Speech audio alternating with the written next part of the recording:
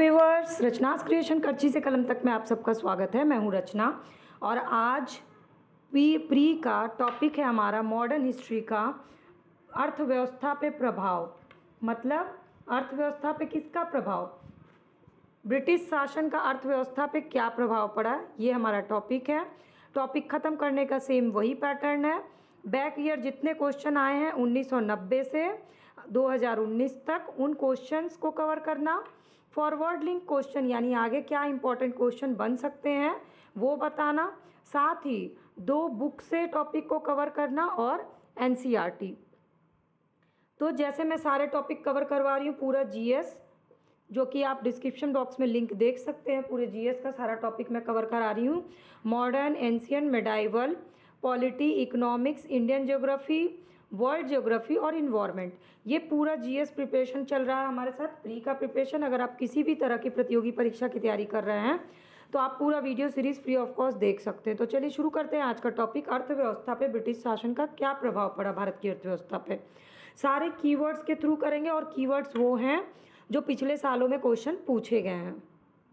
चलिए, तो पहला कीवर्ड जो है, ब्रिटिश शासन जब भारतीय अर्थव्यवस्था में इन्वॉल्व होने लगी तो पहला कीवर्ड आया गृह शुल्क। अब ये गृह शुल्क या होम चार्जेस क्या है?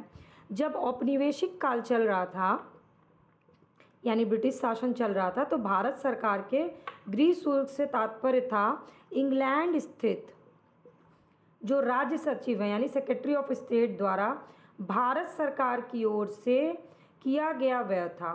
मतलब जो इंग्लैंड के राज्य सचिव हैं उनके द्वारा कौन व्यय करेगा?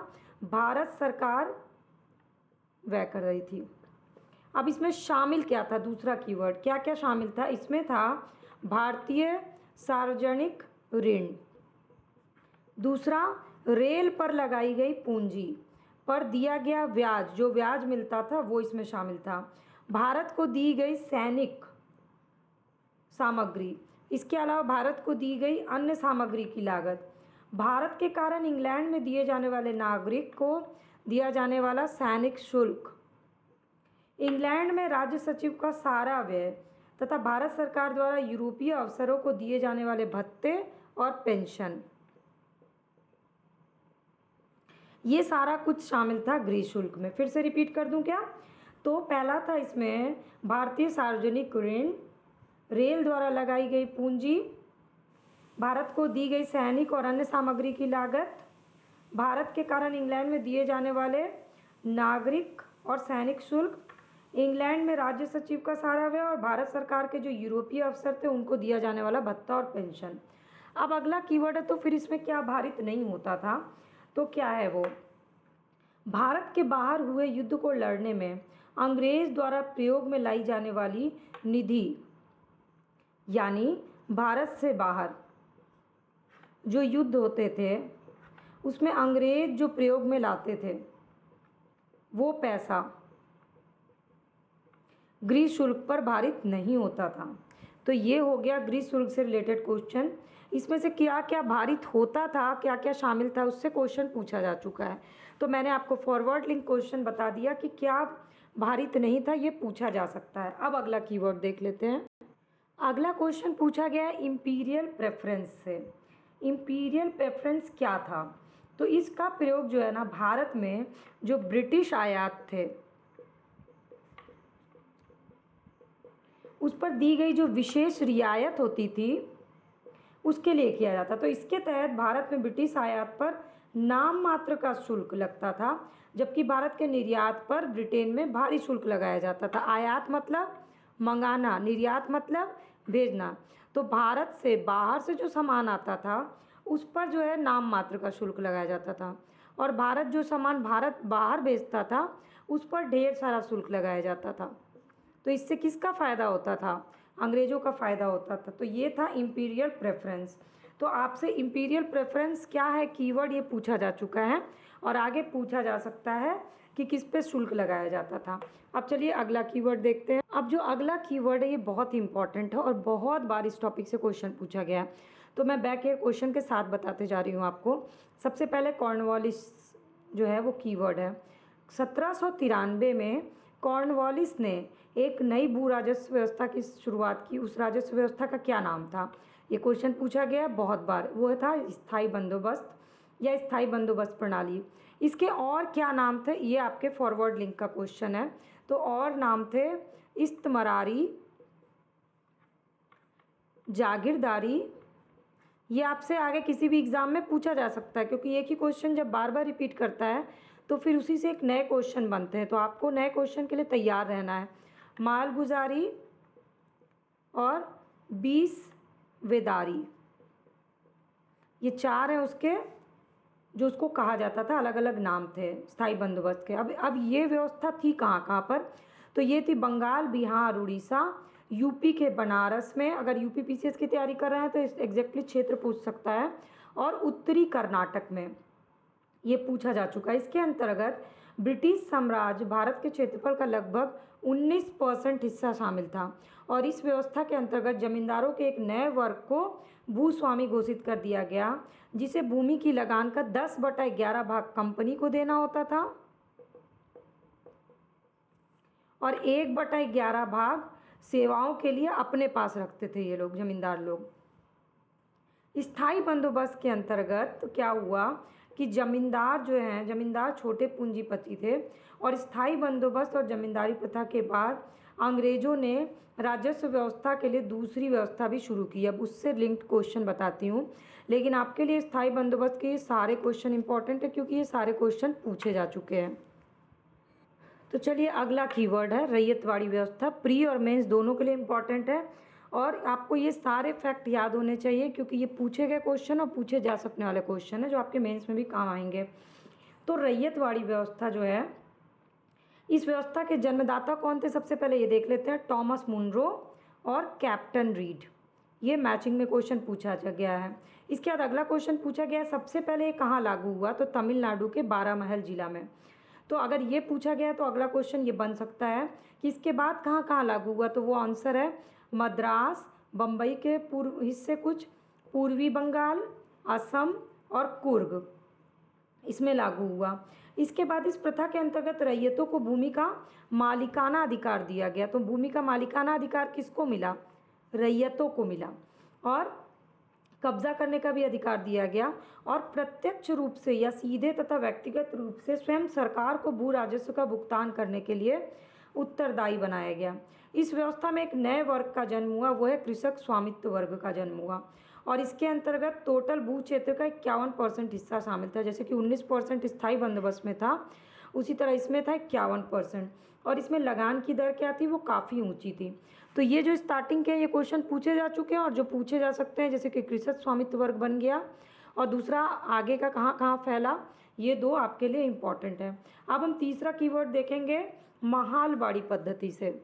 अब अगला है हमारा महालवाड़ी पद्धति। ये भी भू राजस्व से रिलेटेड थी, लेकिन भू राजस्व व्यवस्था यहाँ पर किसानों के साथ नहीं किया गया था, ये आपके लिए इम्पॉर्टेंट है प्री के लिए, और बल्कि गांव के साथ किया गया था, या फिर महल यानी जागीर के साथ किया गया था। ये वेरी इंपॉर्टेंट क्वेश्चन।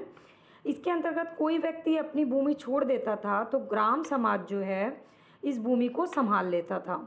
ये थी महालवाड़ी व्यवस्था, और ये ग्राम समाज ही जो था ना, ये सम्मिलित भूमि या अन्य भूमि का स्वामी हो जाता था, यानी ग्राम समाज जो होता था वो भूमि का स्वामी होता था। अब ये कहाँ कहाँ फैला था, उत्तर प्रदेश, मध्य प्रांत और पंजाब में थोड़े से चेंजेस के साथ इसको लागू किया गया था।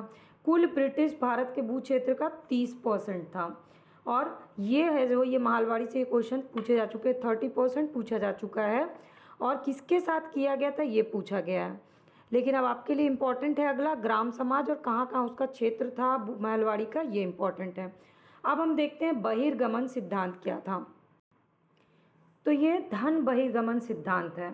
ये क्या था, ये राष्ट्रवादी परिभाषा थी एक तरह से, जैसे कि भारत में से जो भी धन, संपत्ति और माल का इंग्लैंड में हस्तांतरण कर दिया जाता था, वो धन का बहिर्गमन था, जिसके बदले में भारत को कोई भी आर्थिक, वाणिज्यिक या भौतिक लाभ नहीं मिलता था, सीधा सीधा यहाँ से इंग्लैंड ट्रांसफ़र कर दिया जाता था। बेसिकली ये क्या था, आयात निर्यात से संबंधित था। आयात की तुलना में अधिक निर्यात किया जाता था, मतलब बाहर से अंग्रेज़ लोग इंडिया में आए, इंग्लैंड से यहाँ सामान कम मंगवाते थे, यहाँ के सामान को बाहर ज़्यादा भेजते थे, और इस पे शुल्क भी ज़्यादा लगाते थे, इससे फ़ायदा अंग्रेज़ों का हो रहा था। ये बेसिकली आयात की तुलना में निर्यात का अधिक होना जो था वही था धन बहिर्गमन सिद्धांत। एक सीधा साधा टर्म के उसमें समझा रही हूँ आपको। इसके बाद दादा नौरोजी ने धन के बहिर्गमन के सिद्धांत को सबसे पहले प्रतिपादित किया और इसका प्रचार किया। उन्होंने अपनी पुस्तक के थ्रू, जैसे पहली पुस्तक थी इंग्लैंड डेब्ट टू इंडिया, इससे क्वेश्चन आ चुका है, इंग्लैंड डेब्ट to India. Poverty and un British rule in India, इससे भी क्वेश्चन आ चुका है। The wants and means of India, इससे अभी क्वेश्चन नहीं पूछा गया, इसलिए ये आपके लिए इम्पॉर्टेंट है। The wants and means of India, ये लिख लीजिए आप। और चौथा इम्पॉर्टेंट है आपके लिए on the commerce of India. इसके माध्यम से इन्होंने अपोहा सिद्धांत का प्रतिपादन किया। मतलब 4 कौन सी किताब थी जिसके द्वारा दादा भाई नौरोजी ने अपोहा सिद्धांत का प्रतिपादन किया था? तो पहली किताब थी इंग्लैंड डेब्ट टू इंडिया, दूसरी poverty and un British rule in India, तीसरी the wants and means of India और चौथी on the commerce of India. अब देखते हैं बहिर्गमन के सिद्धांत से रिलेटेड कुछ और इम्पॉर्टेंट क्वेश्चंस। तो अब अगला कीवर्ड है आरसी दत्त, जिससे क्वेश्चन पूछा गया। आरसी दत्त ने भी धन के बहिर्गमन के सिद्धांत पे बल दिया था और अपना लेख जो था इकोनॉमिक हिस्ट्री ऑफ इंडिया, ये क्वेश्चन आपके लिए आ सकता है, इंपॉर्टेंट है, इवन शायद 1-2 बार ये पूछा गया है। इकोनॉमिक हिस्ट्री ऑफ इंडिया ये ऑप्शन के रूप में रखा गया है। अगर ये ऑप्शन में दिया गया, जैसे नौरोजी की इनमें से कौन सी किताब नहीं थी, उसमें ये एक ऑप्शन दिया गया, तो अगर ये ऑप्शन पूछा गया तो अगला क्वेश्चन भी इससे बन सकता है कि ये किसकी लिखी हुई है। तो इकोनॉमिक हिस्ट्री ऑफ इंडिया लिखी हुई है, आरसी दत्त का ये लेख है और इसमें सकल राजस्व का आधा भाग पूरे वर्ष भारत से बाहर चला जाता था, इन्होंने ये बात कही है। फिर भारतीय राष्ट्रीय कांग्रेस का 1896 ईस्वी में कलकत्ता में अधिवेशन हुआ, जिसमें आधिकारिक तौर पर बहिर्गमन के सिद्धांत को स्वीकार किया गया। 1896 कलकत्ता अधिवेशन। और उस समय कांग्रेस ने घोषणा की कि देश में पड़ने वाला जो अकाल है और लोगों की निर्धनता का कारण क्या है? धन के बहिर्गमन का सिद्धांत है। इसके बाद नौरोजी से रिलेटेड बहुत सारे इंपॉर्टेंट क्वेश्चन हैं। नौरोजी ने ही अंग्रेजी शासन की शोषक नीतियों का अनावरण किया। उन्होंने कहा कि ये भारत को दिन प्रतिदिन लूट रहे हैं। इसी के परिप्रेक्ष्य में उन्होंने कौन सी थ्योरी दी? Brain drain. Dadabhai Naoroji ने 1865 में WC बनर्जी के साथ मिलकर लंदन इंडिया सोसाइटी का गठन किया। लंदन इंडिया सोसाइटी का गठन किया, जिसका कार्य था भारत के दुख दर्द का प्रचार करना। और 1892 में लिबरल पार्टी के टिकट पर ब्रिटिश हाउस ऑफ कॉमन्स के लिए चुने जाने वाले पहले भारतीय बने। लिबरल पार्टी के टिकट पर ब्रिटिश हाउस ऑफ कॉमन्स के लिए चुने जाने वाला पहला भारतीय कौन था? क्वेश्चन पूछा जा चुका है। तो ये दादा भाई नौरोजी थे। अगला पूछ सकता है कब बने थे? तो 1892 में। तो ये हो गए आपके ब्रिटिश शासन का भारतीय अर्थव्यवस्था पे क्या प्रभाव पड़ा, वो सारे कीवर्ड्स के साथ question, forward link, backward link, सारा मैंने बता दिया। कुछ आपको बैक ईयर क्वेश्चन भी मैं आपको फटाफट से रिवीजन करा देती हूँ। तो इंपीरियल प्रेफरेंस से रिलेटेड क्वेश्चन पूछा गया। शब्द इंपीरियल प्रेफरेंस का प्रयोग किया जाता है किस उसमें? तो भारत में ब्रिटिश आयात पे की गई विशेष रियायत के लिए इंपीरियल प्रेफरेंस। गृह शुल्क क्या था? इससे क्वेश्चन पूछा गया, मैंने आपको वीडियो के स्टार्टिंग में ही बता दिया। भारत सरकार के गृह शुल्क से तात्पर्य था इंग्लैंड स्थित राज्य सचिव द्वारा भारत की ओर से किया गया व्यय। अब आगे क्या क्या इसमें भागीदार था ये मैंने आपको बता दिया, पूछ सकता है क्वेश्चन। स्थायी बंदोबस्त से पूछा गया है, किसने लागू किया था? किस गवर्नर जनरल ने? तो कॉर्नवालिस ने। इसके बाद किसके साथ किया गया था व्यवस्था?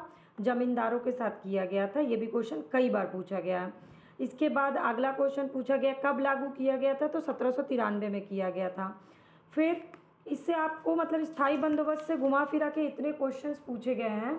इसके बाद अगला क्वेश्चन है परमानेंट सेटलमेंट लागू करने का मेन कारण क्या था, यानी स्थायी बंदोबस्त का मेन कारण।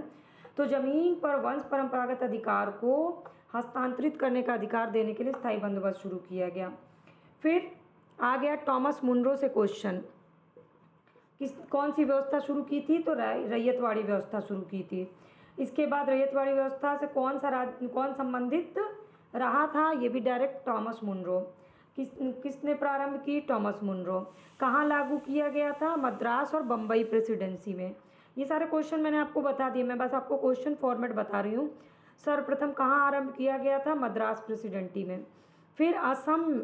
इसके बाद पूछा गया आपसे दादा भाई नौरोजी से क्वेश्चन, अपोहा सिद्धांत की सही परिभाषा क्या है? तो राष्ट्रीय संपदा का एक भाग कुल वार्षिक उत्पाद ब्रिटेन को निर्यात कर देना जिसका कि कोई वास्तविक प्रतिफल ना मिले, यही था अपोहा सिद्धांत।